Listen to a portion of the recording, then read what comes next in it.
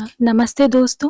आज हम बहुत ही गहरे विषय पर बात करने वाले हैं जिसे प्रेमानंद जी महाराज ने अपने प्रवचन में समझाया है। दोस्तों, भक्ति केवल पूजा पाठ नहीं होती है। नाम जपने का नाम ही केवल भक्ति नहीं होती है। भक्ति का अर्थ है अपने मन, विचार और जीवन को भगवान के लिए समर्पित कर देना। लेकिन कई बार हम अनजाने में ऐसी गलतियां कर बैठते हैं जो हमारी आध्यात्मिक प्रगति को रोक देती है। तो आज ये हमारा जो विषय है वो है भक्ति मार्ग में आने वाली 8 सबसे बड़ी गलतियां, जिसे प्रेमानंद जी महाराज ने अपने प्रवचन में समझाया है। चलिए देखते हैं कि प्रेमानंद जी महाराज ने इस विषय में क्या कहा है। प्राप्ति क्यों नहीं होती? साधना करने पर भी बड़े ध्यान से सुना जाए और उसे अपने जीवन में उतारने की चेष्टा की जाए। एक साधक है जो प्रभु की प्राप्ति तो चाहता है, परंतु विषय भोगों में आसक्ति बहुत ज्यादा है। अगर उसका मन चाही विषय भोग मिल जाए तो भगवान को छोड़ देगा। भगवान को छोड़ देने का मतलब है भगवत स्मृति का तार टूट जाना। ऐसा नहीं कि वो पूजा पाठ ये सब छोड़ देगा। स्मृति का तार, हमारा जो थर्मामीटर है परमार्थ का, वो स्मृति है, अखंड स्मृति, एक तार स्मृति अंदर ही अंदर चल रही। सेवा कर रहे, अंदर ही अंदर स्मृति चल रही। एक साधक है, भगवत प्राप्ति करना चाहता है, परंतु उसे विषय भोगों में बहुत आसक्ति है। विषय भोग मिल जाने पर वो भगवान को छोड़ देगा। असल में वास्तविक वो भगवान का शरणागत नहीं हुआ। नहीं तो विषय भोग भगवान का स्मरण नहीं छुड़वा सकते, ये पक्की बात है। चाहे जितना सुंदर विषय भोग हो, यदि शरणागत है तो उसकी स्मृति में बाधा नहीं पड़ सकती। अगर शरणागत है और विषय भोग भी है तो भी उसे भगवत प्राप्ति हो जाएगी। शरणागति बहुत, तो हमने पूरे जीवन में अपने शरणागति को पाया है कि शरणागति ही बहुत जोर का है। एक दृष्टांत में आपको सुनाते हैं, कई बार सत्संग में सुनाया है कि जगन्नाथ जी के निजी पार्षदों में सेवक थे, तो उनका वैश्या से संपर्क हो गया। हरिवंश महाप्रभु कहते हैं ना जानो छिन्नंत कवन बुद्धि घटई प्रकाशित, छुट चेतन जो अचेत तेऊ मुनि भय विश्वासित। जो इस चैतन्य जगत से अचेत समाधि को प्राप्त महापुरुष, उनको भी विषय ने अपने अधीन कर लिया। तो जगन्नाथ जी की सेवा के पार्षदों ने संगोष्ठी की, बैठाला और कहा, भाई स्वस्थ चित्त से सोचो, कहां तुम जगन्नाथ जी के श्रीअंग सेवक और कहां वैश्यागमन। वो तो बहुत मलिन कार्य है, इसलिए दिमाग ठीक करो और ठाकुर जी की सेवा स्वीकार करो या फिर वैश्या को स्वीकार कर लो। तो संपत्ति थी ही, तो उन्होंने ठाकुर जी को छोड़ दिया और वैश्या को स्वीकार किया। पर शरणागति इतनी जोर की। देखिए, महाराज जी अपनी इंद्रियों पे कंट्रोल करने का बता रहे हैं इसमें कि हमारी इंद्रियां कितनी ज्यादा चलायमान है। एक पल हमारा मन करता है कि हमें ये चाहिए, दूसरे पल हमारा मन करता है कि हमें ये नहीं, हमें कुछ और चाहिए। अब जगन्नाथ भगवान की इतनी ज्यादा भक्ति करने वाला भी कोई अगर अपनी इंद्रियों को वश में नहीं कर सकता, तो हम लोगों का भी क्या ही कंट्रोल होगा। इसलिए हमें हमेशा अपने मन को भगवान में लगाने के लिए प्रयासरत रहना चाहिए। देखते हैं महाराज जी आगे क्या कह रहे हैं और सुनते हैं कि हम इसे कैसे अपनी लाइफ में ला सकते हैं, ताकि हम भगवान की भक्ति के मार्ग पर अविचल होकर चल सकें। और क्या क्या हम कर सकते हैं कि हम भटके नहीं इस पथ से। तो ठाकुर जी के चरण पादुका ले गए थे जगन्नाथ जी की, और रोज सुबह चरण पादुका रखते कहते, प्रभु मैं इतना नीच विषयी हूं कि आपको छोड़ दिया और विषय स्वीकार कर लिया। अब मेरी हिम्मत नहीं है कि मैं विषयों का त्याग करके पुनः आपकी सेवा में आ सकूं। वैसे पूरा जीवन अब मुझे छूने को नहीं मिलोगे आप, मुझे पता है। कभी कभी बहुत रुदन भी कर देते, ऐसा थोड़ी कि एकदम छूट जाएगा सब कुछ। जब उनका शरीर पूरा हुआ तो भगवान जगन्नाथ जी ने अपने पार्षदों से कहा कि हमारे जैसे पार्षदों की अंत्येष्टि क्रिया होती है वैसी अंत्येष्टि क्रिया उनकी करो, वो हमारे सेवा में आए हैं। तो उनका प्रभु वो तो वैश्यागामी, आपको छोड़ दिया, वैश्या को स्वीकार किया, तो ऐसा तो बोले जीव का स्वभाव है, वो हमें छोड़ सकता है, लेकिन हमारा स्वभाव नहीं कि हम उसे छोड़ दें। इसलिए हम साधन पर जोर नहीं देते, हम शरणागति पर जोर देते हैं। ये देखो शरणागति का चमत्कार कि उसने प्रभु को छोड़ दिया, लेकिन प्रभु ने वही पद दिया, वही सब जो एक महाभागवत की घोर वैश्यागामी को शरणागति पर। तो जो भगवान को तो प्राप्त करना चाहता है, विषय भोगों में अत्यंत आसक्त है और मनमानी विषय भोग मिलने पर भगवान को छोड़ देता है, ऐसा भी एक साधक होता है, वो कई जन्मों में जाकर भगवत प्राप्ति करता है। दूसरा साधक वो बराबर दोनों समान है, भगवत प्राप्ति भी और विषय भोग भी। एक में विषय की बाहुल्यता है, पहले वाले में ये विषय भोग भी चाहता है कि पर्याप्त जो मैं चाहूं विषय भोग मिलता रहे और भगवान का भजन भी होता रहे। ये दोनों में बराबर भाव रखता है विषय। इसमें प्रेमानंद जी महाराज कह रहे हैं कि दो तरह के साधक हैं। एक साधक के लिए तो विषय भोग सबसे पहले नंबर पे आता है, फिर भगवान जी आते हैं। और दूसरे तरह के जो साधक हैं उनके लिए दोनों चीज़ बराबर होती है। मुझे ऐसा लगता है कि इसको हम कंपेयर कर सकते हैं आज के लोगों से जो कलयुग के हैं, कि हम भगवान की पूजा भी करेंगे, हम गृहस्थी भी चलाएंगे, या हम अपने सारे जो करना चाहते हैं, हमारी जो भी इच्छाएं हैं उनकी पूर्ति भी करेंगे और हम भगवान की प्राप्ति भी करेंगे। लेकिन इसके लिए मुझे लगता है इंटेंशन प्योर होना चाहिए। अब देखते हैं भगवान प्रेमानंद जी महाराज इसके लिए क्या कहते हैं, और मुझे ज़रूर बताइएगा कि आप लोग कौन सी कैटेगरी के साधक हैं और आप भगवान की भक्ति कैसे करते हैं, और क्या आप अपने मार्ग से विचलित होते हैं जब भगवान जी की प्राप्ति के मार्ग पर चलते हैं। आइए देखते हैं महाराज जी क्या कह रहे हैं। में भी और भगवान में भी इसे भी जन्म लेना पड़ेगा। शरणागति शब्द हम नहीं बोल रहे, या साधन शब्द बोल रहे। अगर शरणागति है तो सब कुछ हो सकता। कृपा कब किस पर कैसे हो जाए इसका कोई निर्णय नहीं होता। तीसरा साधक है जो भगवान की प्राप्ति चाहता है, पर न त्याग है, न तपस्या है, न शरणागति है, बिना कुछ किए ऐसे ही मिल जाए भगवान, कहते हैं इसको भी कई जन्म लगेंगे, क्योंकि तत्परता आनी चाहिए ना, इसको कई जन्म लगेंगे। चौथा साधक है जो भगवान को तो प्राप्त करना चाहता, प्रयत्न भी करता, पर बहुत जल्दी प्रयत्न करके उब जाता है, इतने दिन हो गए कुछ अनुभव नहीं हुआ, इसको भी जन्म जन्मांतर भी लगेंगे। बहुत सुलझ कर सत्संग क्या होता है, सुलझा देता है। पांचवा साधक है जो भगवान के लिए साधना करता है, परंतु उसे विश्वास नहीं भगवान में, भगवान पर विश्वास नहीं है, लोगों पर विश्वास है, रुपये पर विश्वास है, अपने साधन पर विश्वास है, पर भगवान पर नहीं, उसे भी इस जन्म में भगवत प्राप्ति नहीं होगी। छठवां साधक जो पूरी तैयारी से साधना करता है, भगवान पर विश्वास है, परंतु संपूर्ण रूप से समर्पण की तैयारी नहीं कर पा रहा, तन समर्पित, मन समर्पित, प्राण समर्पित, बुद्धि समर्पित, ये मेरी वस्तु है जो इसे मैं कहीं भी रख सकता हूं, ये वस्तु बोलेगी नहीं कि तुम मुझे कहां रख रहे हो, क्योंकि ये मेरी वस्तु है ना। बस इसी मेरेपन को प्रभु में दे देना है, इष्ट गुरु में दे देना है। देखो पूरी तैयारी साधना कर रहा है, तत्परता पूर्वक, भगवान पर विश्वास भी है, पर समर्पण नहीं, इसे भी इस जन्म में भगवत प्राप्ति नहीं होगी। हम इसीलिए बार बार जोर देते हैं समर्पण पर, इससे जोई जोई प्यारो करे सोई मोहि भावे।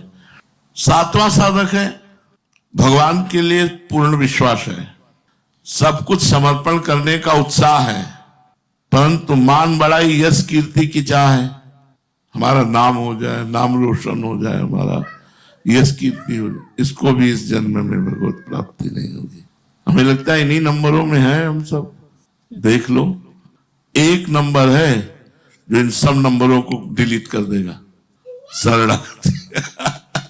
ये सब हो, भले ही हम में कितनी ही गलतियाँ हों, हम में अहंकार है, हम दूसरों की निंदा करते हैं, हम दिखावा करते हैं, हम में धैर्य की कमी है, हमें भगवत प्राप्ति के लिए संत संगत नहीं प्राप्त हुआ है, हम स्वार्थपूर्ण भक्ति करते हैं कि हमें ये मिल जाए भगवान जी तो हम पूजा करेंगे, भगवान हमें ये कर दो हमारा तो हम आपको नारियल चढ़ाएंगे।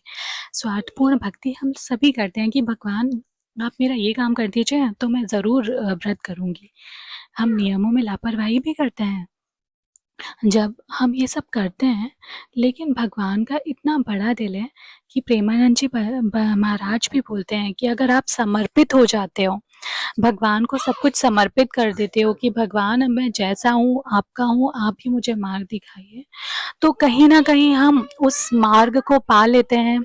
हम भगवान की प्राप्ति करने के लिए थोड़े से सज्ज हो जाते हैं। और 8वां सबसे ज़्यादा जो महत्वपूर्ण गलती है, वो है भगवान पर पूरा विश्वास ना करना। तो हमें भगवान पर हमेशा विश्वास करना चाहिए। चाहे हम अहंकार कर रहे हैं, हम अच्छी संगति नहीं कर रहे हैं या हम जो भी कर रहे हैं, हम कभी ना कभी ठीक हो सकते हैं, हम सही मार्ग पर आ सकते हैं, अगर हम भगवान पर विश्वास करते हैं तो। इसीलिए हमें 8वीं गलती कभी नहीं करना चाहिए कि हमें भगवान पर विश्वास ना करें। हमें भगवान पर विश्वास हमेशा रखना चाहिए। तब हमारी आस्था की परीक्षा होती है कि सच्चे भक्त हैं हम या फिर परिस्थिति आने पर हमारे पग डगमगा जाएँगे। जैसे कि भगवान जगन्नाथ की भक्ति करने वाले उस संत के पग डगमगा गए थे। इसीलिए जैसी भी परिस्थितियाँ है, जो भी हो, हम इंसान हैं, हमारी लाइफ में कुछ ना कुछ उल्टा-सीधा सब होता है। लेकिन हमें एक चीज़ कभी नहीं छोड़नी है, वो ये कि कोई ना कोई शक्ति, भगवान, परमेश्वर वो यहाँ हैं और वो हमारे हर कर्म को देख रहे हैं। वो उसके लिए हमें सफलता के लिए आशीर्वाद देते हैं और जब हम सफल हो जाते हैं तो हमें इनाम भी देते हैं। तो हमें हमेशा ये बात अपने दिमाग में रखनी चाहिए कि भगवान हैं जो हमें हमेशा हमारा साथ देने के लिए तैयार हैं। बट हमारा जो मार्ग है जिस पर हम चल रहे हैं वो सच का होना चाहिए, ईमानदारी का होना चाहिए। देखिए अब प्रेमानंद जी महाराज क्या कहते हैं, आगे इन्हें सुनते हैं। और शरणागति हो तो सब डिलीट हो जाएगा, सब खत्म हो जाएगा। इसलिए हम शरणागति पर जोर देते हैं। देखो, हमारी बात पर विश्वास करो।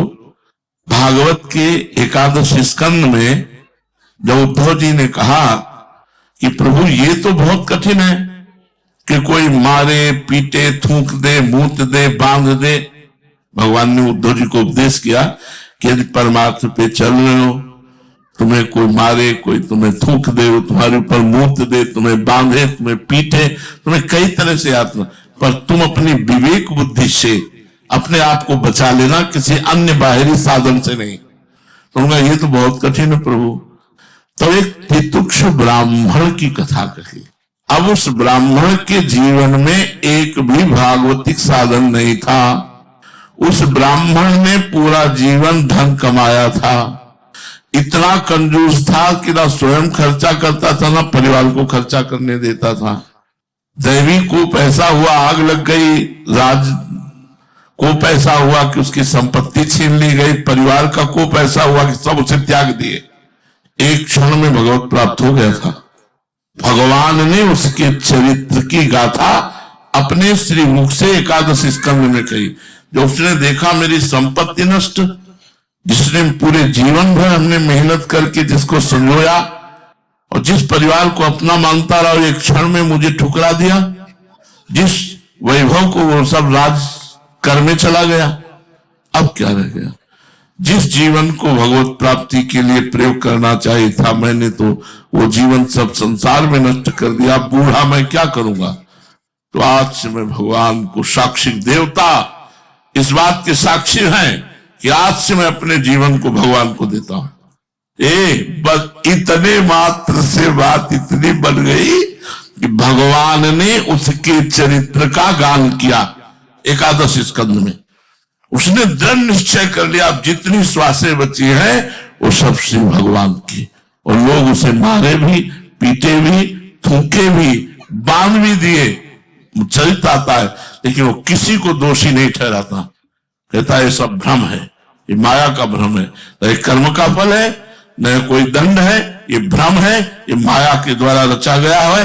अब मैं मोहित होने वाला नहीं, मैं शरीर नहीं, मैं आत्मस्वरूप। इतना बड़ा ज्ञान उसको केवल एक घटना से प्राप्त हो गया। हम बार बार इसीलिए प्रयत्नशील हैं इस बात के लिए कि आपकी शरणागति पुष्ट हो जाए।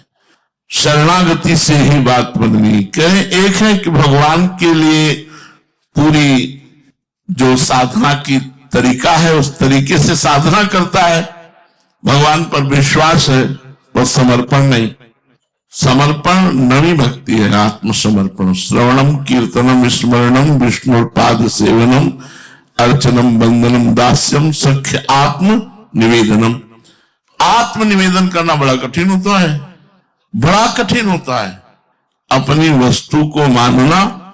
एक संत के पास वो स्वेटर नहीं पहनते थे, सर्दी का समय था, एक आर्मी में थे तो बढ़िया स्वेटर लाए, दिया, वो कहा हमें जरूरत नहीं। उनका स्वामी जी हमारे सुख के लिए आप ले लो, ले लिया। दूसरे दिन फिर स्वामी जी नमो नारायण, स्वेटर कैसा रहा? बोले टंगा है बच्चा, पहना नहीं, अभी तो नहीं पहना, फिर पहना। 2-3 दिन बाद एक दो साथियों के साथ फिर आए, बोले स्वामी जी जो स्वेटर दिया था कैसा रहा? बाहर निकाल के लाए, आग लगा दी, बोले ऐसा रहा। क्यों? क्योंकि तुम्हारा अपनापन नहीं गया। अभी स्वेटर दिया, बार बार पूछना चाहते हो कि भैया तुम्हारी बड़ी कृपा, हमने स्वेटर दिया, हमारी सर्दी चली गई। तुम एक दी हुई वस्तु पर अपना अधिकार कैसे रख सकते हो? तो तनवांग मनोभीर अमले सोहम तभी वास्ता।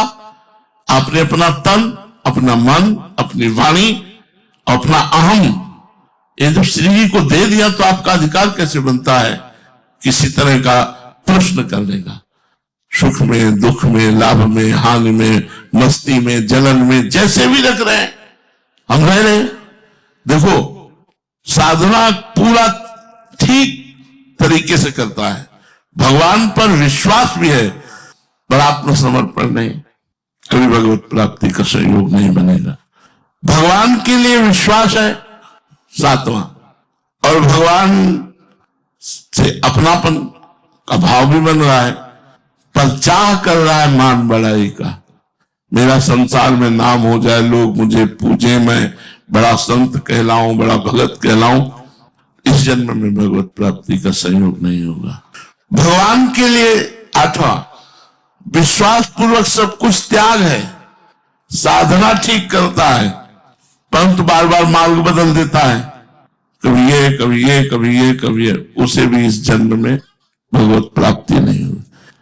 उपासना तभी सिद्ध होए जब सांगो पांग होए। सांगो पांग कहां कहे?